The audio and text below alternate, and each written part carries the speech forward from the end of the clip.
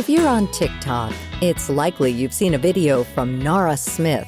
A 22-year-old stay-at-home mom and wife, Smith went viral for posting videos of herself cooking elaborate meals for her family entirely from scratch. In every video, she wears a full face of makeup and is dressed head to toe in designer clothing. Despite all the cooking, as well as her young children running around, her home is always spotless. To outsiders, her life looks perfect, and she's just one example of the traditional wife phenomenon, also known as a trad wife. They are very dedicated to ideas of motherhood, of wifehood, of domestic bliss, and they believe that they and women more widely would be better off if they sort of return to traditional gender norms and focused on raising children, making their spouses happy, keeping a clean and lovely home. A lot of them have social media accounts where they have large followings, and it's, a propaganda creating way of being as well. That's Sayward Darby, editor-in-chief of Atavist magazine and author of Sisters in Hate. She says she first noticed tradwife content on YouTube about 10 years back, but it only became popular fairly recently on TikTok. In just the last 2 years, influencers like Smith have gained millions of followers. But while these women appear perfectly content as wives and homemakers, we don't always know the full story. They are selling this ideology in a way that they want to seem attractive. So they're not showing the work behind the scenes, the industry that it takes, the role assignment. There's no children misbehaving. There's no, I can't pay my bills. There's no power struggles. There's no reality check to show that this isn't as beautiful as a glossy image might portray. That's Tia Levings, the author of A Well-Trained Wife. Levings is a former member of the fundamentalist Christian movement, Quiverful, and was once a trad wife herself. She was taught that being a good Christian meant submitting to your husband and not working outside the home. Though there were some aspects of the lifestyle she enjoyed, she couldn't help but feel like she was losing her freedom and voice. There are some aspects of it that were beautiful, and I enjoyed them. I enjoy being able to do things, solve problems, grow my own food, stay home with my children, learn how to make a budget stretch. Those were things that I really loved about it. But by and large, the power imbalance and the restriction on agency, autonomy, options, freedoms, nurtured abuse and neglect. This is movement-wide and system-wide, only they don't show you the results of this in families. So if you're trying to decide if you want to live this way, you pretty much only have the promise and the ideal in front of you. Levings experienced domestic violence in her marriage. Fortunately, she and her children were able to escape, leaving Christian fundamentalism behind. While Levings has moved on and started over, the same can't be said for every trad wife. Some live this lifestyle purely by choice, uninfluenced by their husband's religion or politics.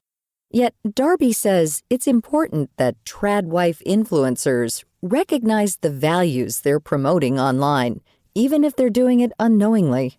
What was very dangerous and continues to be very dangerous about it is that it existed alongside women who were coming to it or coming at it from a much more conservative and sometimes more extreme standpoint. So, evangelical Christian women who, saw this as the only way that God intended women to be, white supremacists and white nationalists who believe that women embracing and inhabiting traditional gender roles is the only way for white people, the white race, to preserve itself in the future. And so all these people were swimming in the same waters, if you will, on social media. And so even people who may have gotten into baking pies for their YouTube followers or sharing, housekeeping tips or child raising tips, they were often being promoted alongside women for whom trad life represented something much, much darker. But what about for the trad wife influencers who, like Smith, aren't white? It's really, really important, even though, of course, there are trad wife influencers who are not white, that trad life as concept, as a phenomenon, is very much rooted in ideals of whiteness. It doesn't have to do with the color of your skin. It has to do with roles that white women have traditionally inhabited, have been celebrated for inhabiting. And for them, traditional gender norms are inextricable from the project of protecting the white race from the future, because a woman's political duty, quite frankly, is to be a wife and a mother, to keep a nice home, and to perpetuate that ideal for future generations. If there's such a dark side to trad life, then why is it so popular on social media? For one, most trad wives aren't purposefully associating themselves with religious or political movements. And a lot of the content can actually be relaxing or interesting to watch. But on a deeper level, many women lean into this content because, compared to other celebrity or influencer content, this lifestyle seems more attainable for the average person. Here you are watching someone on TikTok who maybe has millions of followers, who's making something from scratch or showing how to do something in the home, and people are celebrating it. They are consuming it. They are excited by it. In addition to the attainability factor, Levings says trad life is viewed as a simple solution to life's problems. For many, it offers a promise of normalcy and stability that's hard to turn down. The wider appeal is that it's a solution to the chaos. It seems like it is a warm and homey, cozy way to raise a family. It's a simpler economy because it simplifies and makes your life very frugal, which is attractive when finances are tight. Fundamentalism is always an answer to chaos. So if the environment is feeling chaotic or unstable, fundamentalism comes in and says, here's a really beautiful solution for your family. Here's a formula you can follow in order to achieve it. Just do what we say and you'll get this soothing response. And so if you look at Tradwife content online today, a lot of it is very focused on that soothing, comforting, warm maternal lifestyle, baked bread and pretty children and simple solutions. That being said, being a stay-at-home wife and mother is not the same as being a trad wife. And not all trad wives subscribe to fundamentalist Christian beliefs or alt-right views. However, for women who seek to follow more traditional gender roles, Levings recommends asking yourself a few important questions. I would be really reflective of why this is appealing to you, what you might be trading in exchange for it. How can you integrate some of these things that are attractive to you in a healthy way?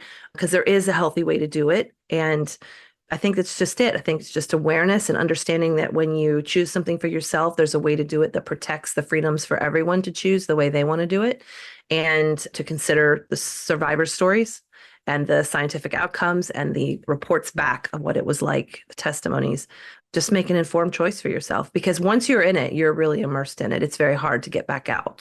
To find out more about Sayward Darby, Tia Levings, and all our featured guests, visit viewpointsradio.org.